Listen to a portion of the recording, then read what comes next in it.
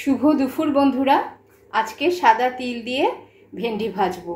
সাদা তিলে আমরা জানি খুব বেশি পরিমাণে ক্যালসিয়াম ম্যাগনেসিয়াম থাকে।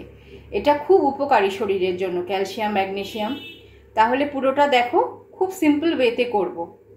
ভেন্ডিগুলোকে মাঝখান দিয়ে কেটে নিয়েছি, কেটে নিয়ে নুন হলুদ মাখিয়ে নিয়েছি। একটা প্যানে সামান্য সর্ষের তেল গরম করতে দিয়ে দিয়েছি এবং তাতে কালো জিরে ফোড়নে দিয়ে দিলাম।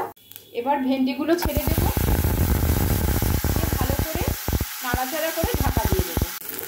দেখো, ভেন্ডিগুলো আমার একদম ভাজা হয়ে গেছে, লাল লাল হয়ে গেছে। এবার ধুয়ে রাখা সাদা তিলটা আমি এর মধ্যে দিয়ে দেবো, দিয়ে সামান্য নাড়াচাড়া করে ঢেকে দেবো। বেশি ভাজবো না তিল দিয়ে। সাদা তিল দিয়ে ভেন্ডি ভাজা আমার একদম রেডি। এটা গরম ভাতে বা রুটির সাথেও এটা খেতে খুব ভালো লাগবে, আর এটা খুব হেলদি ও শরীরের জন্য।